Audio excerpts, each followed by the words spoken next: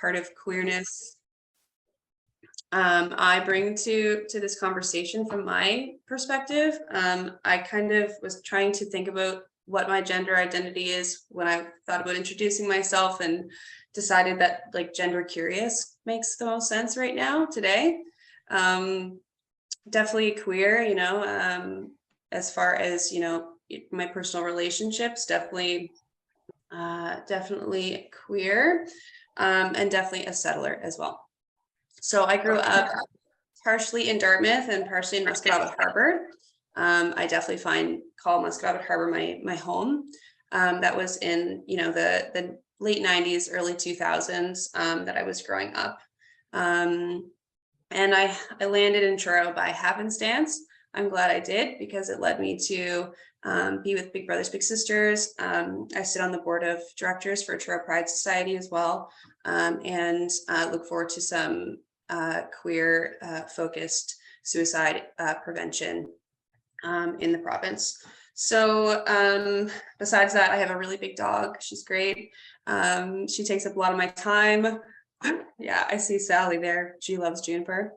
Yeah, and I have a cat, and I play music. So that's kind of what I do to fill my cup. Sharing music with my friends, and yeah, that's me. Awesome. Thanks, Stephanie. Jaden, you want to introduce yourself, or Karla? Either one, go ahead. Oh, the Canadian urge not to go first. Okay, I'll do it. I'm Jaden, he, him for the pronouns I use. I am trans masculine, I guess would be the most accurate term. I'm almost 2 months on testosterone. That'll be tomorrow. That's exciting. So that's why I'm a little scratchy. That's okay. What do I do? Right now I'm a substitute TA, a teacher assistant in schools, but I'm hoping to be able to find a way to work with LGBTQ youth in more of a direct capacity, because I see a lot of kids in the hallways and I think, man, I wish I could just, reach out to them somehow, but it's really hard without a direct method, I guess, like without a title that people can reach out to. I'm just a stranger, but hopefully not for very long. Cross your fingers that we make progress in that area. And what do I do for my free time? I read a lot of books, watch a lot of YouTube. I'm young, so TikTok is definitely a thing that I do, unfortunately, for better or for worse. And I eat a lot of chocolate too. Yeah, that's me. And sorry, Jaden, I don't know if you mentioned where you're living right now. Oh yes, I live in Yarmouth right now. From Annapolis Royal, moved to Yarmouth. So thank you. Appreciate if I move any farther down, I'll be in the ocean. I'm Karla. I'm from Truro. Moved out as fast as I could when I turned 18. Went to the city, lived there from 18 until now, and I'm 39. So what brought me back here was me and my wife have a child. She's now 3. And with the line of work I do, it's very, very frightening. So I work for the Elizabeth Fry Society, and I'm the GATE program coordinator. So GATE is Girls Against Trafficking and Exploitation. So I work with a lot of very young girls that have been violated, is the only way to say it. But also within my role, I was allowed to develop a queer code, we call it here in Truro. So it's kind of like the Youth Project, if you guys know what the Youth Project is.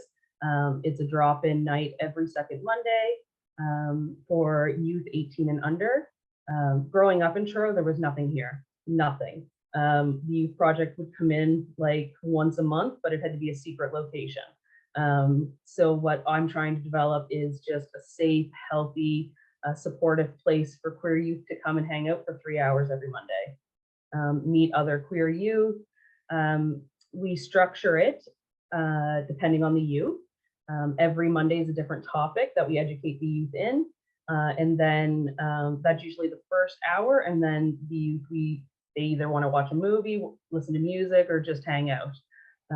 But that's that. So yeah, that's me.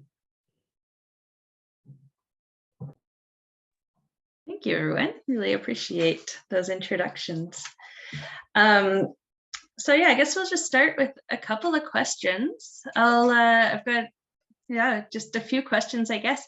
I grew up in rural Manitoba, as I mentioned, and I lived in Halifax. I've lived in cities a lot, and I now live just outside of Wolfville.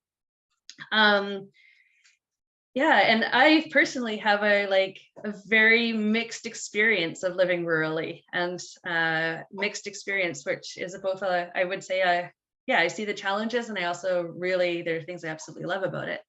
So I'm curious, in your experiences, when you think about growing up in rural Nova Scotia, is there anything that stands out to you that you you really enjoyed or loved about that? And also I'm curious about anything that stands out for you as what would you identify as maybe one of the biggest challenges when you were young? So feel free to pop in, whoever is inspired. I would say the hardest part, or you want what was good, don't you? I want both. If you have good, I mean, don't if you don't have something that was good, that's okay. But I'm curious about both. Yeah, I grew up in the 90s, so it was not very accepted here at all. We didn't have a gay straight alliance in our school. In my graduating year, we tried to create one. I don't even know if it went anywhere. Now they currently do, but back then they didn't. I felt like I was the only gay person in high school. I had no good experiences growing up in rural Nova Scotia being gay. It just wasn't accepted. It wasn't accepted in my family. It wasn't accepted at school. I would sit in class and we would be in law class, and the subject of homosexuality would come up in law class, and the amount of negative comments, but it just was. It was all negative. There was never positive. And typically when I stood up for myself, I would be the one getting in trouble because that was the majority of people's opinions back then. So I came back because Halifax scares me because of my job. I know a lot of bad things, but I mostly came back just for family. And yeah, that's about it. Gotcha. Jaden and Stephanie, that also I was going to say that I was part of that other question was were you aware of your identity when you were younger in rural Nova Scotia? And Karla, you say that you were, but you didn't have other people around. Well, I had an uncle. My father's brother was gay, but he had to eat with the dogs at Christmas dinner. He wasn't allowed to eat at the Christmas dinner table. So I grew up thinking that, knowing that it was there, but it was really not okay. And I didn't come out to my family until I was in my 20s and my grandfather had passed, because I did not want to disappoint my grandfather. Yeah, it was,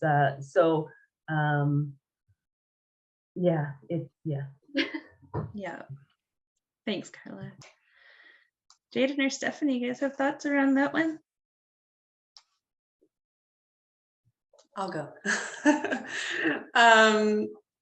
I really love rural communities. I love nature. I love sitting around a campfire and being in the woods. I really love that part of rural Nova Scotia. It means a lot to me. That's a big part of my identity and what makes me feel safe and comfortable and happy.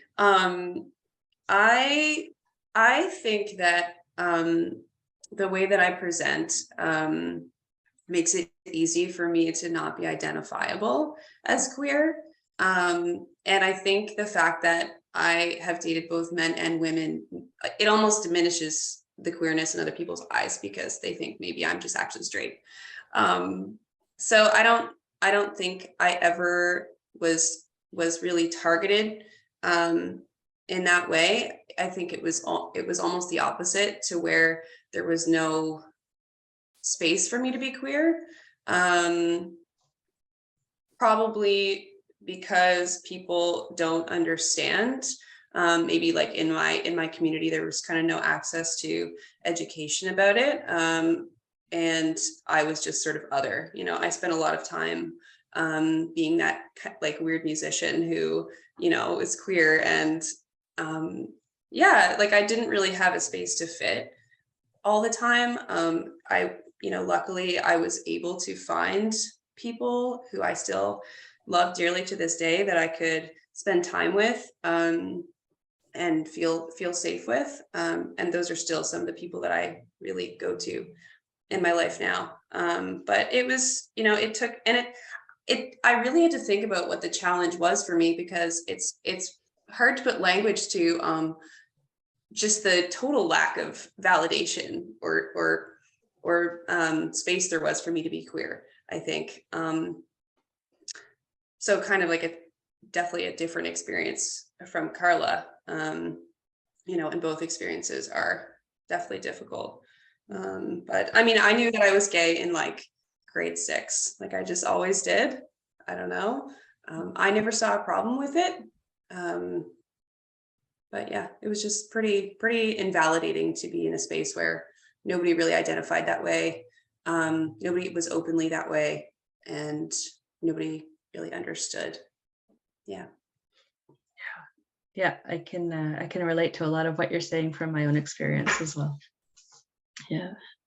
Jaden, you have any thoughts? Some of your favorite things about growing up rural, some of the challenges? Yeah, anything or thoughts around that?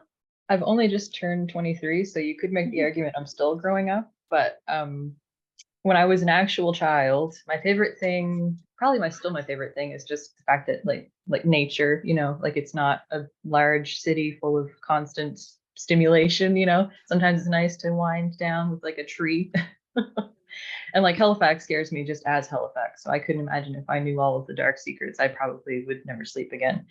But bad things, like challenges growing up rurally, I think the biggest challenge, other than just home not being supportive, because they're definitely not that, but everywhere else was, for me in Annapolis Royal, teachers, hairdressers, everyone, friends, totally fine.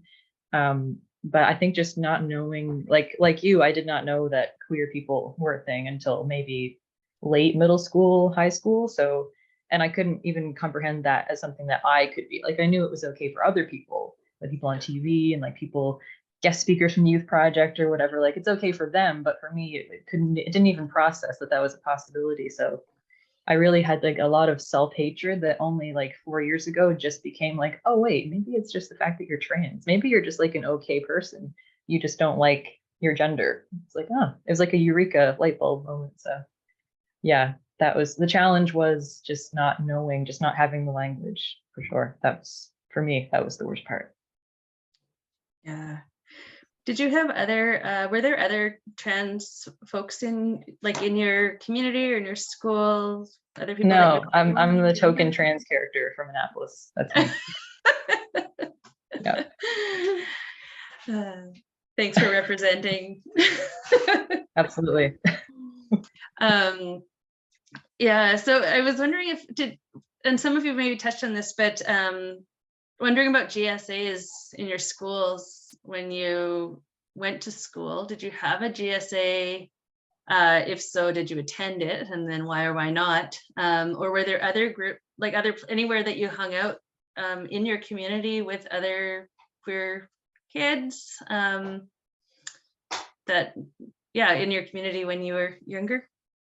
We had a GSA at the high school. Middle school, we didn't have one. We were kind of like my little group of gay kids. Well, we didn't know we were gay then, but we knew that we were like, something was askew. So we really were interested in the idea of a GSA. So we were looking forward to that all through middle school. Like, oh, once we're in high school, we'll get to make all this change. And really, we just made some posters one time. And that was like, we didn't have much impact at all. And by the time we were done high school, it was mostly just a group of friends hanging out. It's like this GSA meeting could have happened in the cafeteria and we would have done exactly the same amount and had the exact same impact. And it almost became the opposite, like benefit into a negative thing, where it was like, oh, we're kind of segregating all the gay kids into this one room in the basement where they're just kind of hanging out and not, like what goes on? Like people would kind of poke their heads in, but never engage with us. And it was like, is this what we're supposed to be doing? Or should we be like representing ourselves publicly in the cafeteria, maybe instead, like that seems like more of a benefit and an education thing. Like, hey, look, we eat food, you know, like what? So I don't, there still is a GSA, I think, in the middle school now. It's kind of swapped. So I'm glad it still exists. I just wish we could do more in our tiny little school in Annapolis Royal. Mm-hmm. Yeah, and that's an interesting perspective too, of kind of being like, what is a GSA supposed to do? Are we doing what a GSA does? Like, I think, you know, like, and it makes me wonder about cross connections and cross pollination between GSAs and rural communities, and like how much they are connected to each other. Mhm. There wasn't a GSA when I grew up, but there were other gay people. I did have a girlfriend all through high school, but no one was allowed to know. And when her mother found out, she had to go to conversion camp. So that didn't last long. But yeah, good old churro. I do remember there being a GSA at, I went to a lot of different schools, but one of my schools for sure had a GSA. But I had a lot of shame, I think, in hindsight. I felt other anyway, and I felt that going to a GSA would, like a GSA meeting would make me more other. So I didn't go. I don't know. I kind of a similar thing as Jaden. When I was reflecting, I realized that at one of my junior highs, I did have a group of queer friends. Like we just all ended up being queer. And like my first girlfriend was in that kind of group, and I did have girlfriends throughout school. But it was yeah, same. It was kind of removed from other groups, which I guess is good to have community that way. But the otherness is a challenge, or was a challenge for me. I just wanted to add there, oh God, did I lose my thought? Oh, you can tell by the panel of people speaking the difference in age gaps as we tell our stories. Now, when I look back on being a teenager, I would have died to have a gay straight alliance because I wanted somewhere safe. I went to school with a bunch of people that thought they were cowboys. Like I want it to be removed because I want it to be able to be myself and meet other people like me. Like I knew from the age of 6 that women was all I wanted. I had a crush on my brother's first girlfriend. Like I've known forever. So I just wanted to have somewhere to go. And there just wasn't back then.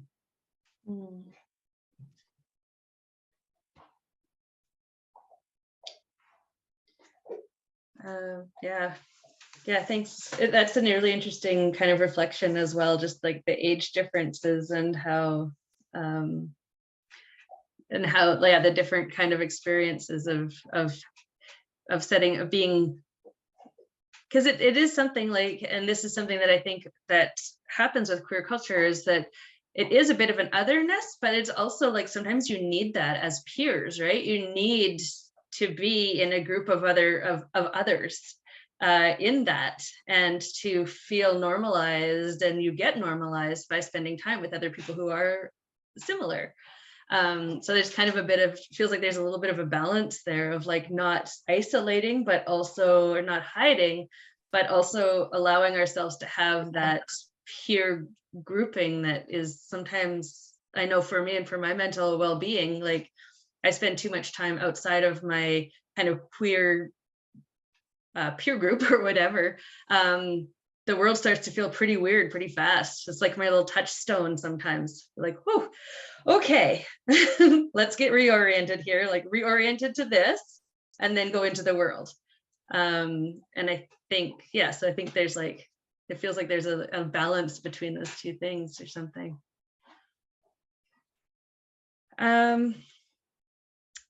Yeah, Sarah, do you want to kind of move into some of your questions that you have there as well? And anyone in the group who's here, if you have anything you want to add or questions for our panelists here, feel free to put them in the chat or put your hand up as well.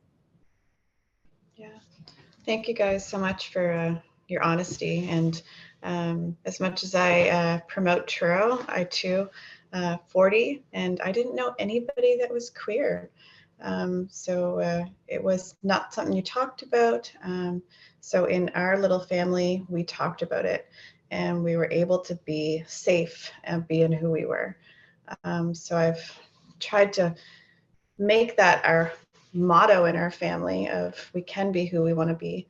But I know that's not true for so many families. So my question is around support. So I know for my little one, they can come to me if they need to, but I might not be the right person that they need to come to. Some things you just can't tell your mom. So who would you go to? Who did you go to?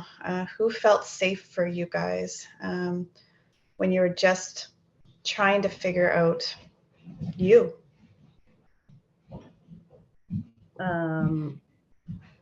Who was safe? I had a teacher that was fabulous, but I didn't feel safe enough to come out. But that was my safe place to go in school when I felt like I was being attacked, because it was a lot of males that would make comments, very rude comments in class. So I would just get up and leave class, because why am I going to sit there and take that when the teacher's not doing anything? So I would just go to the guidance counselor teacher that I had there, and she would let me sit in her room, which was great. Support, the youth project is fabulous. I heard they're hard to get a hold of lately because they're so busy, but they are good. And you're in Truro, we got Queer Code. I do programs with queer youth. And that's all I know about in Truro, actually. I know there's little things every once in a while, but that's ours being regular is the only program I know about. I'll definitely be getting a hold of you for my little one. So what about you guys, Jaden or Stephanie? Who was your support people growing up? Who was your safe spot? I don't think I had any safe people to do with queerness. No, I really don't.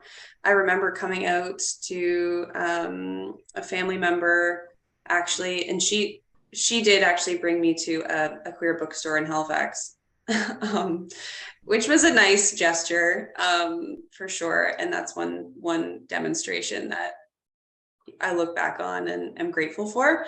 But otherwise, you know, parents, upset parents, just no real space for it.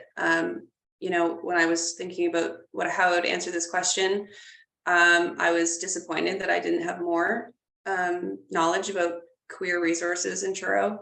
I wish there was more. I'm really glad, Karla, to hear about your programming. I know that I make a really big effort here at Big Brothers Big Sisters to accommodate our queer youth, which we do have in our programs, of course. Our name, you know, is Big Brothers Big Sisters. So there's obviously some gendered stuff going on there.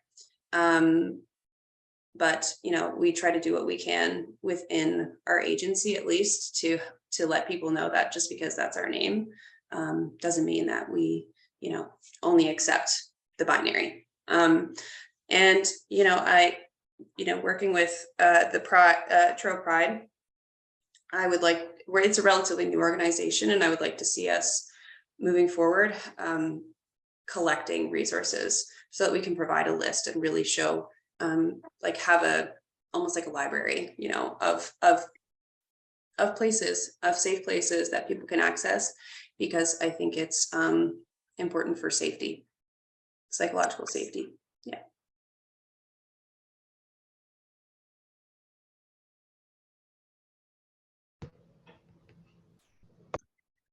And I wish I had same. I wish I had a better answer to that. There were teachers who were supportive and a guidance counselor who was so old and so straight and so cis and so white, and he tried his best. But he wasn't, he didn't know how to even deal with me, and me as a trans masculine human going to like an older man. It was like, oh wow, I feel kind of dysphoric just even talking to you about this, because like I have a squeaky little high school girl voice and you definitely don't. So it's like there was a disconnect there, even though he didn't obviously intend that. But it's hard to, there was no representation for me, and no one other than like kindly female teachers who just felt really bad, and they didn't know how to approach it either. There really wasn't much training. I know that since I've graduated, they have actually had the youth project do like a good not peer support, but kind of like, how do you approach each other about a student? How do you discuss a trans student when they're not there? How do you call on them when they're in class? Those kinds of things. So that's at least something that's had been going on, and that's really good. But honestly, when I was first figuring things out, what I went to for support other than friends was just like Tumblr, movies, books, just like exploring characters, like finding respite in fantasy, like, oh, okay, well, they can be like that, maybe I can be okay too. If like a character in a book can just be like fine with themselves as a trans person, maybe in reality that can eventually be something too. So they got a happy ending, who knows, that could apply to me too. So that's honestly where I found the most support, was just being in my room in a household that didn't like me, with books that did like me. Wow, that's powerful. Thank you, Jaden. You did mention peer support. Do you guys find that was pretty common amongst queer teens in your age groups, that you had that peer support? Well, all of us were kind of equally confused, but we tried our best to just listen to each other and kind of relate as best we could, and try to balance, like, maybe this person thinks they're asexual. Okay, well, does that mean that they are asexual, or are they just like a person going through puberty who doesn't need to sexualize themselves or other people right now? And what kind of label should we use? And do we even need a label? And is there pressure on finding like a way to identify yourself, or can you just exist as a kid? Like, there's a lot of pressure in that, like, for someone who would maybe like be in the next table over to look over at us and be like, what are you guys talking about? It's like, oh, now we have to have it all figured out. We have to be very good representations of the queer community and educate this person right now. Otherwise, they're going to not understand and spread misinformation. So it's honestly, peer support is good for youth, but it's too much pressure for them. They should not have to be the experts for themselves. They should have an adult in the community to help them. I think that's my preaching. Yeah, I love that. My little one has said that often. It's not my job to educate you. Yeah. What about you guys, Karla or Stephanie? Did you find that peer support was helpful, or to bounce ideas off of? Yeah, there was a group of us that were friends, and a lot of us were queer, but a lot of us also weren't. There were about 8 of us. And they knew I was gay. When I came out to my friends, they're like, yeah, I knew, which was wonderful because it made it easy and we didn't have to talk about it. But yeah, my friends were fabulous. It was when they weren't around, which was the hard part, because in small towns, and I wouldn't say so much now, like there has been a lot of change, and doing these things, you can tell that there's been that much change. Like, and seeing that change keeps me hopeful that we're going to keep growing and changing into a better place. But as a teen in Truro, I would not go by myself somewhere because I knew that there would be a fight. And I didn't mind fighting. I often won, but I don't want to fight. Do you know what I mean? Like, I shouldn't have to fight because people are calling me dyke, or you know what I mean? And back then, I had so much anger because you don't know what's going on. There's trauma from family, like, that I would snap because there was so much anger built up and I didn't know what to do. I couldn't talk to family. I couldn't go home and feel comfortable. So yeah, friends were really my only outlet.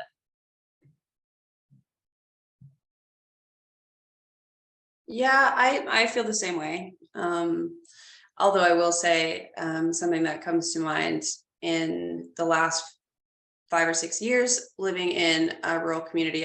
I lived in Shubenacadie for some time, and I was with a woman. Like I was with a woman for a long period of time, several years, and I started doing a in my undergrad. I did a study about non-binary folks, and I remember talking about it. And my partner was so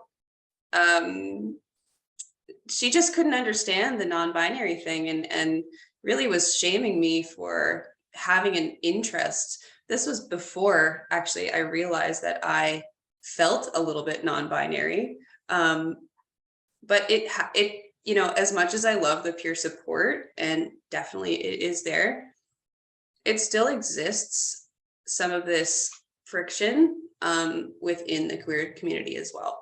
You know, just because you identify as queer doesn't mean you necessarily actually support other parts of it, which is pretty sad, I think. But it's okay, because we're all growing and we're all learning, and it all takes time to get to where everybody feels safe and comfortable and valid. But I do think it's important to highlight as well. Yeah, thank you for highlighting that. I've found that same thing to be true in my life as well. So I think it's definitely a great thing to highlight. So you guys all have mentioned reaching out for different resources. Where did you find your resources? I know with my little one, it's usually online, but back in the 90s, it was a little bit different for us. So where did you find all your information on all your information? I don't think there was information for me. Like I didn't have a computer back then. Like, so really word of mouth of the youth project was how I heard about resources. And then once they started coming here once a month, that was mind blowing. I didn't know anything. And I'll admit, I think that I was very homophobic until I was probably in my late 20s. I knew I was gay and I was out to my friends as a teenager, but I wasn't educated. And I had so much hatred within my family towards the queer community that it's like it's ingrained in you, even if you know it's wrong and you hate the feeling. So I had to work a lot and educate myself a lot myself, just to get out of the family, like how it all got ingrained in me, really. I found it very hard to have relationships with gay men, because that is the focus of my uncle, that like he wasn't even allowed, like I said, he wasn't allowed to eat at the dinner table. So it was hard. I really just had to educate myself, really. But the youth project, they're the savior.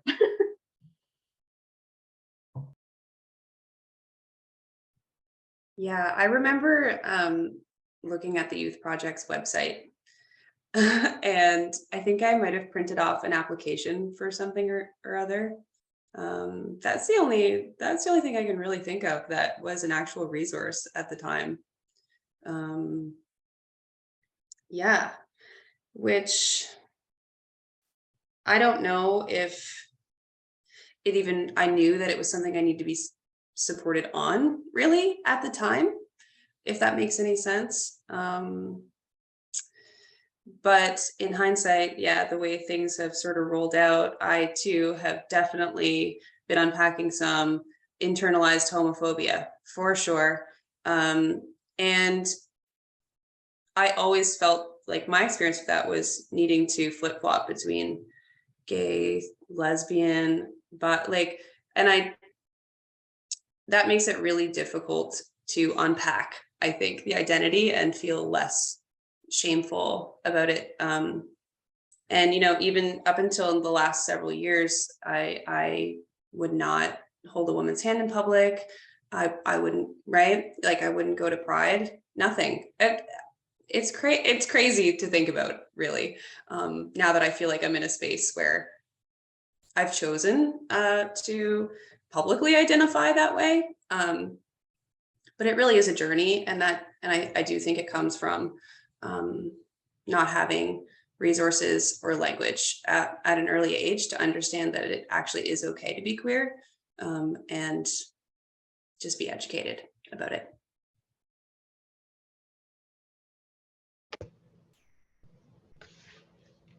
And my resources, like I said, were mostly online once I was old enough to know what was wrong with me, you know, the fact that it was dysphoria and not just the fact that I didn't like myself. So that's why I started looking up trans stuff. But when I was growing up, like elementary school age, middle school age, back then, it was a lot of teachers telling us, you know, that was the time when kids would say like, oh, your hat is gay. You know, that was just a thing that was said all the time. So we constantly had teachers telling us, don't say this, don't say that, don't say this, don't say that. But they never said what to say. So it was kind of like, we know what not to say, but we don't know how to positively talk about this. So it just became, just don't talk about it, because what if we say the wrong thing? Like, so kind of the opposite effect yet again of what was supposed to happen. There was no education, just kind of censorship. I mean, it came from a good place, but it wasn't, I mean, the teachers didn't know, they didn't know how to do it in the right way. But hopefully nowadays they do. Back then, no, they didn't know how to just tell kids like, don't say gay is an insult, but it's okay to be gay, because then parents probably would have heard about that and there would have been a fuss. So yeah, but I hope it's getting better. I hope. Yeah, it's I hope as well. I've seen some changes, as Karla was saying, but we have a long way to go. And as you've all mentioned, there's still in our own communities and our own beliefs and our attitudes that we're trying to shed and trying to change ourselves. It's, as Lindsay was saying, it's confusing. It is. So as a parent to a child who identifies as they, them, and came out as gay, oh my gosh, probably 8, came home with a little crush on a little girl. But I guess my question is, what do you wish parents knew? What would you want to tell your parents on how to support you? Because I struggle. I try to educate myself, but I also wonder, what does my child need from me? Your child needs love. They need to know you're there. Like, you don't have to have the conversation every day. As long as they know you support them, and at the end of the day they have a safe place to go, you're doing it right. Honestly, give them a safe place to live and you're doing it right, because I wouldn't come out until my 20s, because or until like I moved out, I wouldn't come out. But if I came out when I was younger, I would have been kicked out of my grandparents' house. Like, I wouldn't have had anywhere to live. So that's a big struggle for kids that we're still seeing, actually. I go to the gay straight alliances within the schools here, and talk to the youth. And a lot of the youth want to come to Queer Code. Oh my God, they want to come to Queer Code. It sounds really cool. They can't come to Queer Code because they can't tell their parents. They can't get transportation. They're scared if their parents found out where they went. And this is every school I've gone to in Colchester County for their gay straight alliances. And that's sad, because some of those parents probably, maybe, don't care, but everybody else in the world has made these children feel so unsafe that they won't even talk to their parents about it. I would, yeah, just give them some love.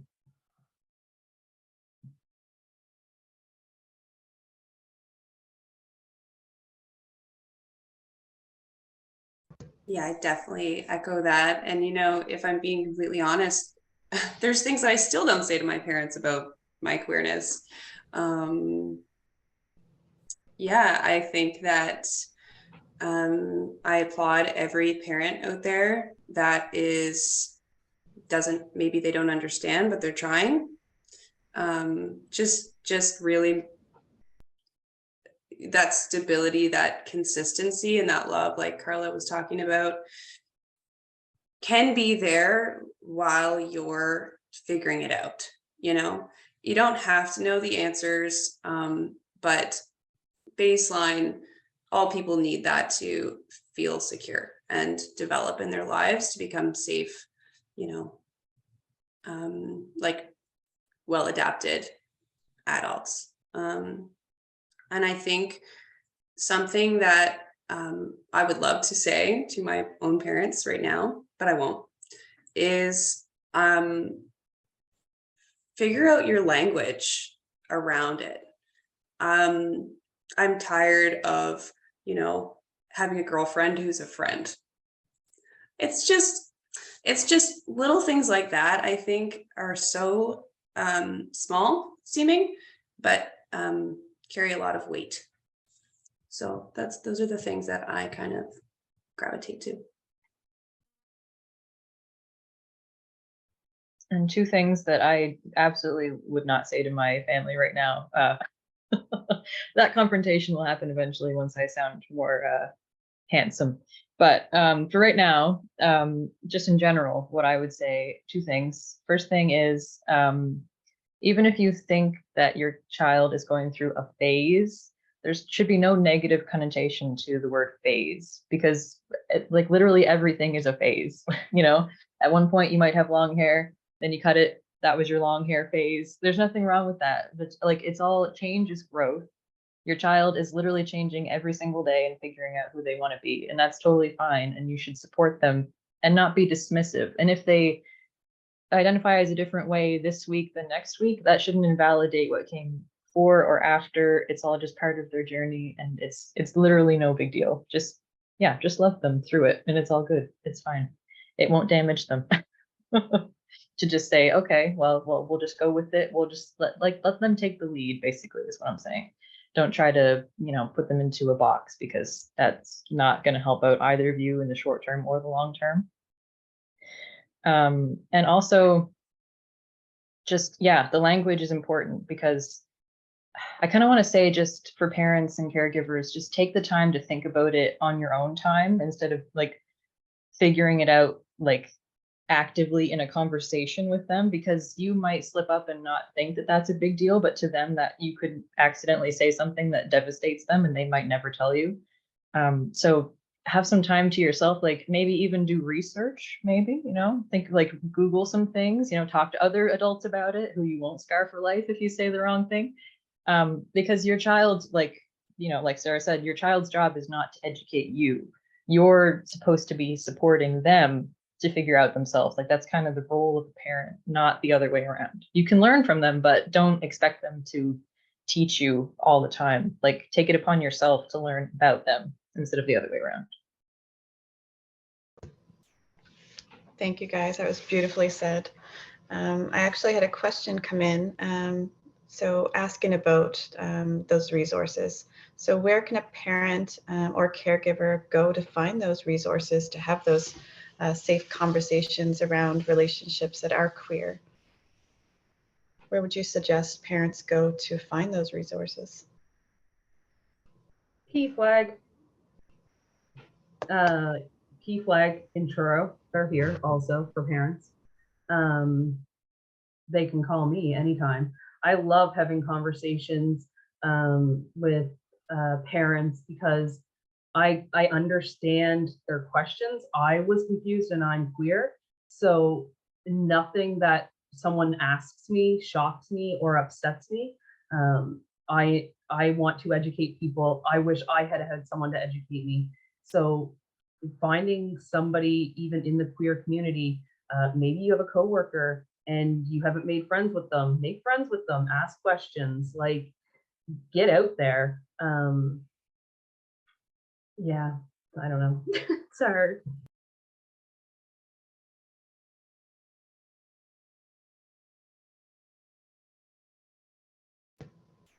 Great answer. So Karla's suggestion, make a queer friend. But yes, and Lindsay had, I think you had shared a resource as well. Is that you? Yeah, Lots of great resources on I'm Making sharing Connections. the Making Connections webpage. All of the people who've been speaking so far have been sharing resources. They're all collected on the webpage of Making Connections. Shauna just linked it there, including some really great videos and documentaries. There's some good videos out there of parents talking about their experiences, especially with raising gender non-conforming kids. But I made a note to myself there about looking for some resources specifically about talking about queer relationships. I don't know if we have any on the webpage right now, but between that webpage and Simply Good Forum, I'm sure there are quite a few good starting places anyways. And then the PFLAG groups, there's some in Halifax, and next month we'll have some folks who are doing peer support for parents, and some of the people who run the PFLAG programs in Nova Scotia will be here for that as well.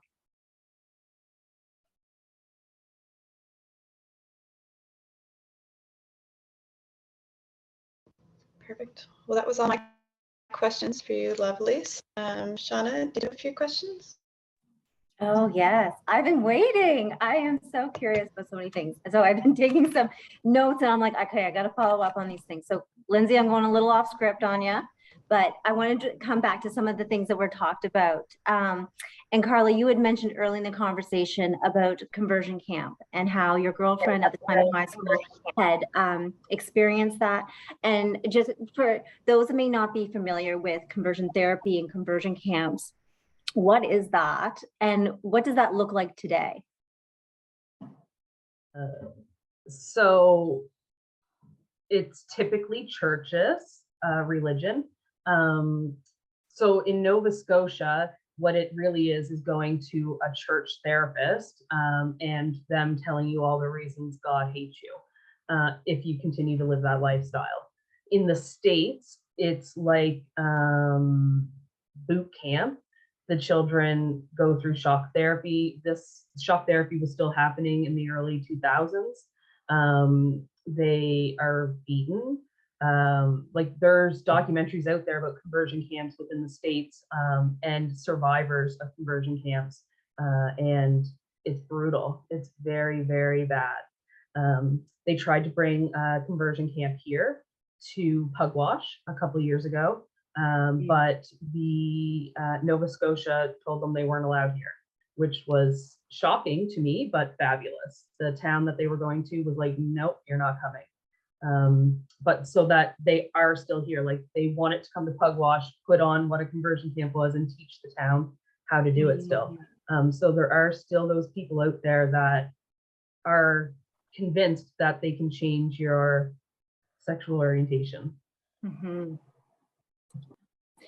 Yeah, that's amazing that they did they squash that in Pugwash, right? So that's good, good indicator, hopefully, of things to come. And I'm wondering, and I'm coming here as a white cisgendered woman, and so I'm coming from that lens of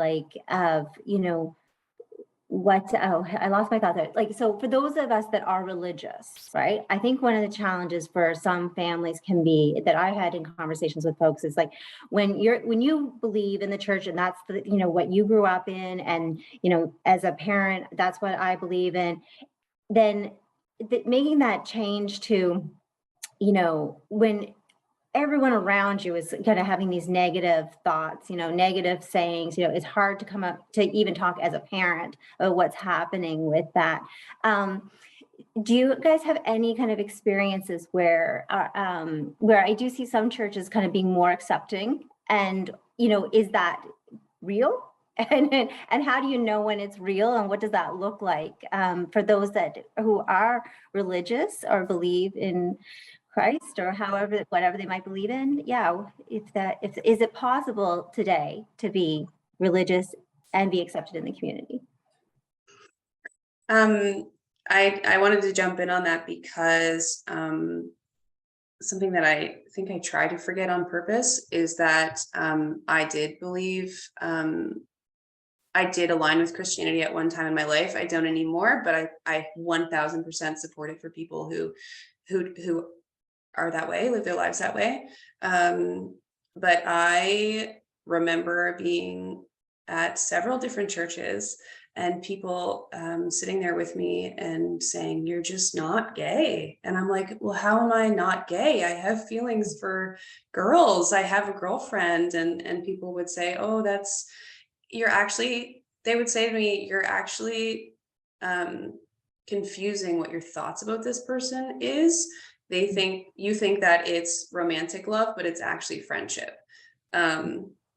So that I just wanted to add that on there as my experience. I don't currently have any affiliation with churches or any religion, but I really would like to believe that organizations like that can hold space now as things move forward in the world. Yeah. Thank you, Stephanie. Yeah, and I just think, especially in the rural context where church can play a really significant role in some communities, and so I'll be polite and say conservative communities, where a lot of things center around the church. So that's just when I think of creating safer spaces in rural communities. I can see where that could be a space that's really challenging for folks. Yeah. And Jaden, you had mentioned earlier, and Bobby, you in the chat, you had brought up about this idea of starting something, right? So you were talking about, Jaden, when you're in the schools, you can see some youth, you want to be able to outreach to them, and but feeling like you can't because you don't have a title or position that allows you to do that, right? And Bobby had mentioned in the chat wanting to start something up in Digby, and it's kind of like find that place, not just physical place, but owning that, right? And so I wonder, what can happen that would make you feel safe to just start something up and own it? Right. So I work for Turning the Tide as a youth outreach worker. Yeah. And we have the space. We work out of the NSCC college in Digby. However, we do have a security guard at the front. Sweet guy, but the uniform, right? So, but I think the biggest concern that we've heard from the youth is their parents or family members, right? So it would have. I just don't know how to start something up without letting the parents know. Do you know what I'm saying? Without upsetting people, right? I don't know if I'm saying that right. Yeah, I'm seeing some massive nodding coming from Karla. So Karla's completely relating. Karla, do you want to pipe in there? What are you hearing? Yeah, like I was saying about the GSAs in the school systems, I literally have a list of 27 youth from Red Cliff all the way to CEC who want desperately to come to Queer Code, but they cannot because they're so scared of their family finding out. And that's a lot of youth in Truro that want to be happy and want to go to a safe space, but the home life just won't be safe if they do. Right. Sorry, my cat just climbed on my shirt. Yeah, it's we've heard that from Queer. So the Digby municipality encompasses Weymouth, Bear River, Cornwallis. Well, not Cornwallis, but I still have youth there. So I've worked with the GSA. Like we put on a once a month there we have queer nights, and that's cool. However, there are kids who do not go to school or who are not part of the school board, so they're not really invited to come to these queer youth. But I have had that discussion with my boss at Turning the Tide, because we're a nonprofit organization and I'm a youth outreach worker, and it's like, why can't we have something here, like in our space, right? In the evenings or just after school because we do have after school program once a week, and that involves all youth from the community. But I would really like to it's much needed. You know, I would have liked to do that yesterday, if you know what I mean. You know, I don't want it to, I don't want to wait any longer. It's, I mean, I'm not from here. However, you know, we run groups in Sudbury, Ontario that went really well. And because a lot of our youth are either leaving home or getting kicked out of their homes, you know, when they even mention the word queer or, you know, stuff like that. So I'm doing little bits at a time. So I'm glad that this forum is happening, because it's really nice to hear from everyone. Thank you, Bobby, for chiming in there. Jaden, what about you? For, you know, you're in a school now, right? You're seeing these youth, you know, what would need to happen for you to feel safe to be able to start a program up? Well, it's not even about feeling safe so much. I mean, I don't really care if I make parents mad, because I mean, I'm almost professional at it now. So that doesn't bother me, but I don't want to endanger youth by making their parents mad. But it's so frustrating, because I was one of the youth who had no transportation or way to get to a thing that was way at the other end of the valley when I was a youth in Annapolis Royal. So if there had been something at the school, like the youth project coming, or I don't know, an LGBTQ support worker, maybe, I don't know. If there was something like that at the school who I could just go to, or even like a little group session, like not a group therapy session, but a group of youth sitting with basically peer support from an adult in the community, to just like sound things out and talk about things and talk about how scared of their parents they are. And like, well, maybe you could try you could try mentioning that I'm queer, and then see how they react to that, like, you know, back and forth, like something that doesn't necessarily happen in a unstructured GSA, or a GSA run by like a well-intentioned straight cis person. If it's at school, the kids are already at school. Like the majority of kids are there already. So if we could just meet them there in a space where they can be secretive if they need to, without having to get transportation or arrange a deceit or something, like that's a lot of stress to have on someone who's already freaking out about what's going on with their identity. So if we could just, you know, meet them where they're at physically as well as emotionally, that would be a great first step. But it's just getting there. It's getting funding and all that fun adult stuff that I really don't know very much about. Yeah, for sure. Can I pipe in for a sec? Of course, Bobby. So I'm in Annapolis Royal right now. And I was actually invited by the GSA rep, who is not who's straight, to do stuff after school with the queer youth in Annapolis Royal. So that's a plus. So most of the GSA workers in these areas, or the representatives, are all straight. Great intentions, but it'd be great for the kids to have someone that they can relate to, right? Yeah. I will say, for anybody in the Toronto area, I don't know if there is anybody, Bible Hill Junior High has the best gay straight alliance I've ever seen in my whole entire life. And it is a cis white woman who runs it. And I wish I was her. Like, she's so amazing that I don't want a gay person to take over, because she is just exactly what they need. They also have a gay teacher there that comes in every once in a while, but Bible Hill Junior High is, their guidance counselor is bomb. Now I went to Redcliffe. Redcliffe does not have a gay straight alliance, because they have no staff that will volunteer to do it. So I'm going to start there. I'm just waiting for my paperwork, because they needed me to do paperwork to do it. I'm going to start going there every Monday at lunchtime to do a gay straight alliance, because it was the only school in this area that didn't have one, and they had no one that would run it for them. But so, Sarah, did your kid go to Bible Hill?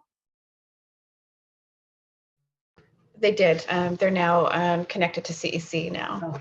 But yeah, they at Bible Hill, they were part of that group, and it was helpful. Even for parents that do encourage that, it's still helpful to have it right at the school for drives. So I appreciated that. Yeah. And it got them to know other youth in their own school. That's where they found their little bestie, was in that group. Yeah, Karla, I'm curious because so I went to Bible Hill Junior High and CEC, and I'm a little bit older than you, Karla. So there was no GSA when I was around. So I'm really pleased to hear that Bible Hill is an amazing one now. And I'm curious, you said that this person is the bomb, right? Let's unpack that a bit. Like, what is that? Because as you know, and I'm not sure who's in our space tonight, but in our past making connections, there's been a lot of supportive parents, and a lot of parents who are trying to figure out how to navigate this, right? So what makes this guidance counselor so amazing at what they're doing?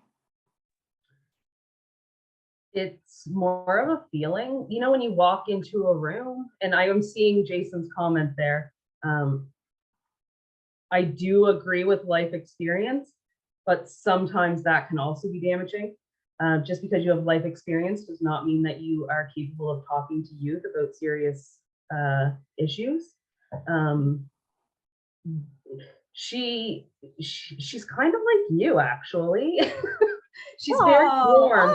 She's very comforting. Like, as soon as I walked into her office, I didn't know if she was gay or straight until like weeks later. I had no idea. But like, as soon as you walk into her office, it's like you're in heaven. Like, she just loves everybody. She's just so accepting. And she's not, like I said, the gym teacher there is queer and also does sit in on the Gay Straight Alliance. So she's not alone. She's just the main runner.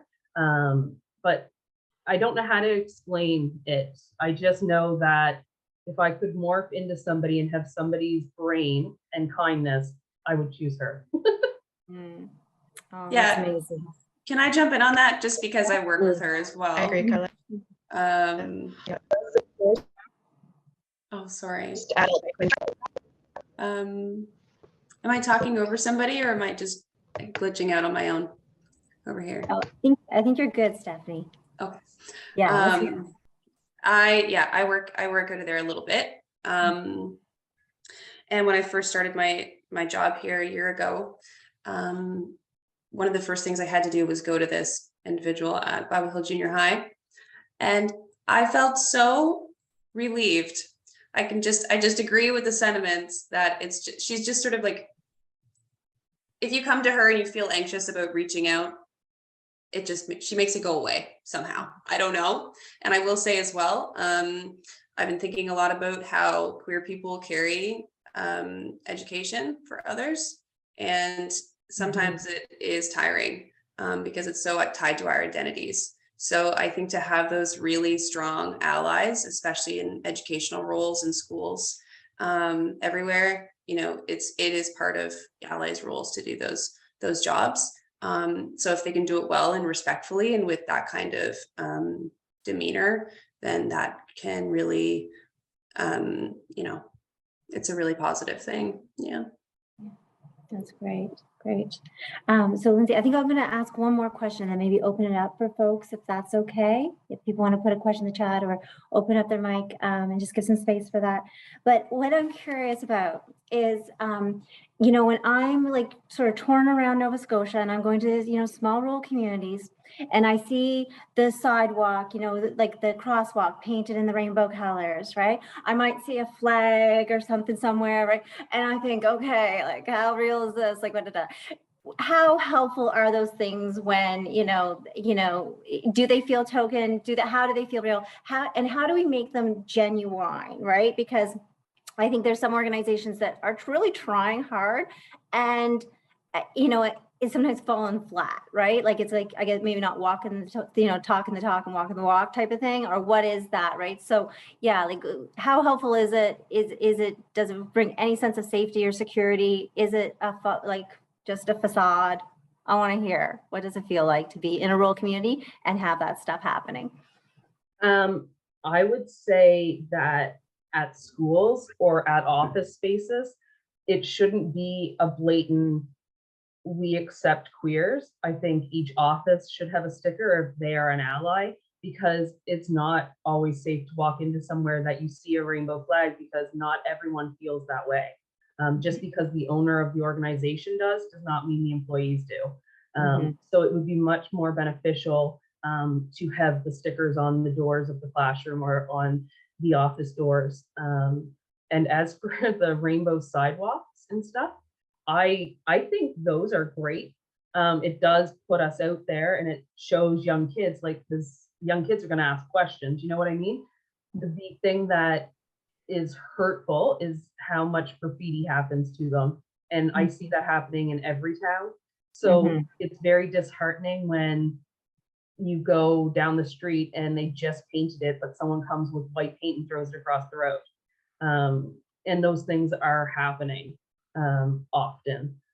But good on the towns for doing it, and I understand the what's behind it. I think it just needs to be played out a little safer.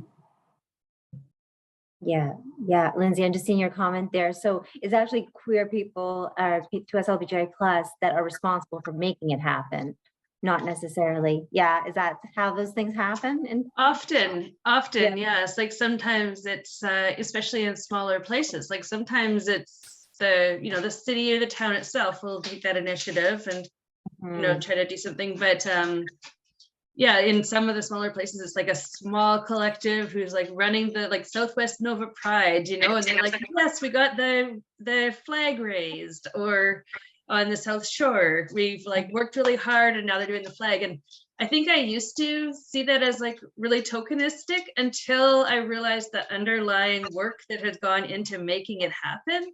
And then I was like, oh gosh, like people are really working hard to show that they're there in the town. And it often that stuff doesn't happen unless there's a small kind of collective of usually 2SLGBTQIA identified folks who are making it happen. So, like Karla had to fight for the flag just a few years ago because the mayor wasn't allowing it to be raised. Like, I don't know, I've never lived anywhere else besides Halifax and Truro, but Truro is extremely homophobic. It is ingrained in a lot of people here. And like I said, I had to fight with myself and educate myself because it's all I heard my whole life. So I think that I'm a very strong person. And as soon as I turned 18, I was friggin' out of here. Like, F you guys, peace. But some people don't have that strength or access to be able to leave. Yeah. Sorry, I was just laughing at Bobby's comment because we camp just outside of Annapolis Royal every year. And I see that it's the rainbow stuff that I'm seeing is only happening during tourist season. So good to know, Bobby. Good to know.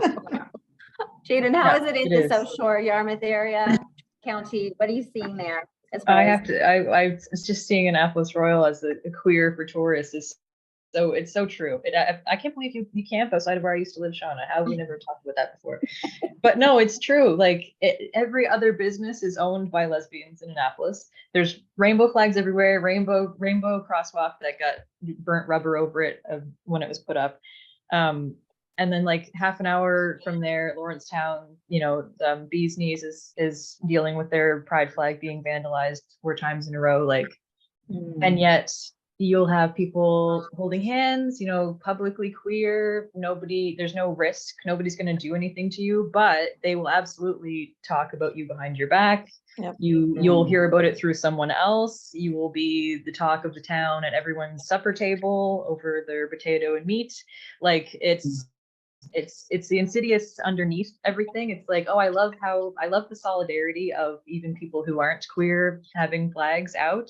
But it's like, what's underneath that? Yeah. What's the cracks in the pavement? Like, what monster lurks under that, will eventually rear its ugly head and destroy a pride flag? But also, you have to keep putting them back up because you can't, once it's up, you got to keep putting that back up because you can't let them win and think that they're making a difference. Like, no, you're just proving what a terrible person that you are. Like, you are the problem. So it's a kind of actually a good reminder, like, no, we still have work to do. And it's showing itself in the fact that flags are getting torn down, but we are doing the work, and that's showing itself in the fact that flags are getting put back up. keep putting your flags back up, people. Mhm. And Jaden, when we Sarah and I met Jaden a couple weeks ago in Yarmouth, and Jaden, you shared a really sweet story with us about supporting the folks at the Bee's Knees with their flag. Do you want to share that? Yeah, sure. So, Well, well, okay, I can't, you know, actually, it all comes back to the fact that you can't say all straight people, because it was a straight person who even told me about this. So, you know, credit to the straight guy, straight white guy, who told me that it happened, because I try to stay away from the news. It's just too sad. But he sent me the link to the police report that the little bakery general store in Lawrencetown, Nova Scotia, had their pride flag vandalized, not even just like destroyed, but like fully ripped off of the foundation of the building. Like the mount and everything was taken off. And this was like all through December. And the last time, it happened 4 times. Last time was like Christmas Eve, and the person had climbed up onto their balcony, like right outside where the family lives with their kids and their dogs, and just destroyed their pride flag again. And I believe smeared feces on it. Not nice at all. Yeah. So straight guy was like, hey, do you know any organizations that would donate flags to this lovely couple in their business? And I said, I'm the organization, I'll do it. So I bought a bunch of pride flags at the dollar store, and me and my roommate drove to the valley and we gave them. And they were so kind. They let us in, they made us hot chocolate for free. And we literally sat there and talked for like 2 hours with them about just their experiences moving here from, I think, elsewhere in Canada, I think Ontario, and what the difference is there and here, and how like their generation didn't really have queer elders, and so they find themselves being queer elders for people. And it's like, well, I find myself being a queer elder for youth, and I'm certainly not an elder. Like I barely know how to live as an adult. So they're like, oh, we'll support you, you know, we gotta be community here. It's like, oh my goodness, like this is what we need. Let's come together over hardship like that all the time. Like, Absolutely. that. Yeah, that's my story. Thank you, Jade. That's a great story. Any questions from anybody? Anything that you're wondering?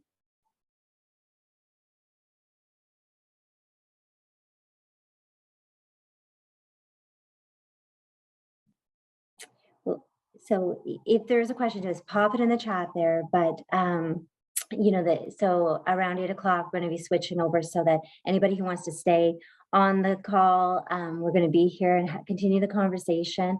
And I'm just really appreciating, you know, again, not knowing who's here tonight, but in our previous conversations, how a lot of times it's been really supportive parents who are just trying to figure things out, and really appreciating from the conversation tonight, how special these parents are. I feel like, I feel a little emotional about it because, you know, it's tough, right? Oh, sorry, I'm sorry.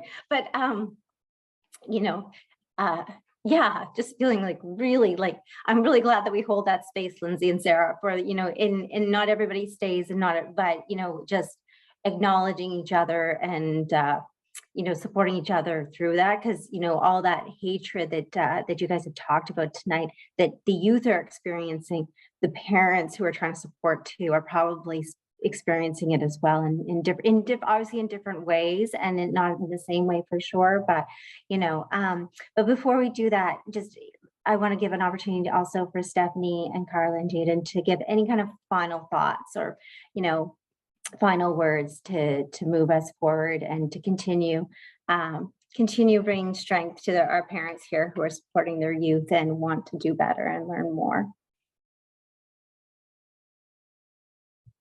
Just thank you. Like, really, thank you. This needs to happen, and queer youth need you to show up, and queer youth need people like within CMHA, Roots of Hope, to create these spaces. You know, we know, like we discussed, how difficult it is to find resources. So thank you. Yeah, and thank you for being brave enough to, you know, whether it's challenge your own internalized beliefs, or whatever barriers there might be to learning about this stuff. I just really want to applaud you. Thank you.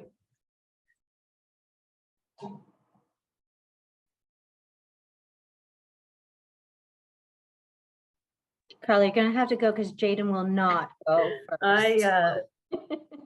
Really what I've already said, like just having a safe home, that's what needs to come first, because there's a huge fear out there in the queer community that if they come out or they present queer, that they're going to be homeless, because let's be real, there is a huge population of homeless queers. So just showing up, be there, love them, let them know that they're okay, and the idiot down the road is a redneck who wants to be friends with them anyway.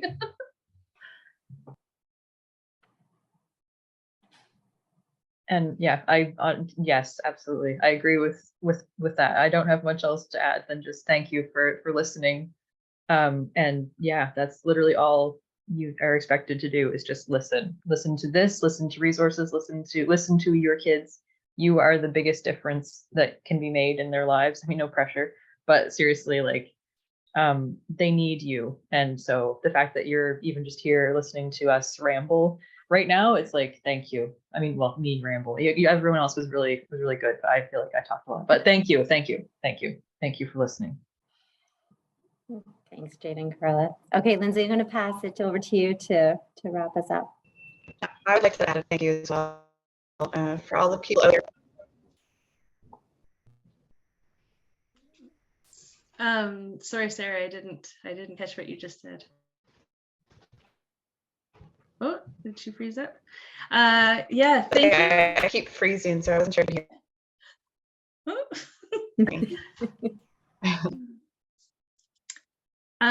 I just want to say thank you to the three of you for showing up tonight and, sharing some of your stories and your thoughts and experiences. I think it's one of the ways that, that these stories can kind of become real.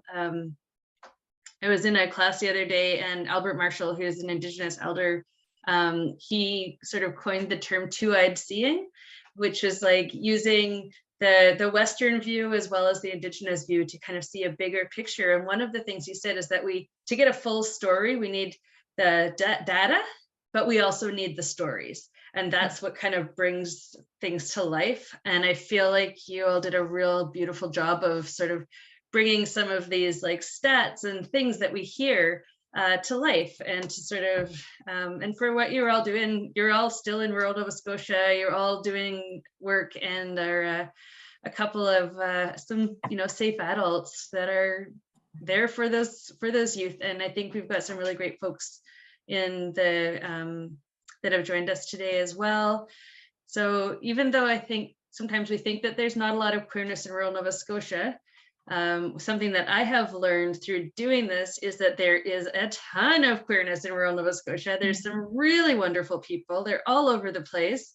We are working hard, and we are connecting with each other. And the more that we do that and keep those spaces for these youth, and open up spaces for youth, and make those connections, so to speak, the better for all of us. So good on ya. Thank you so much for coming. And what we're going to do is we're going to let Jaden and Stephanie and Karla head off into their respective evenings. And if anybody would like to stay on and chat with Sarah and Shauna and I for a little bit, and with each other, we are here up till 9 o'clock. So feel free. Otherwise, feel free to head off to your respective evenings as well. Why do we have to leave? You don't have to leave. You're free to leave. I am going to turn off the recording, and you are free to stay, but if you want to leave, you can. How's that sound? I'm going to stop recording and unpin you so you can just be part of the group.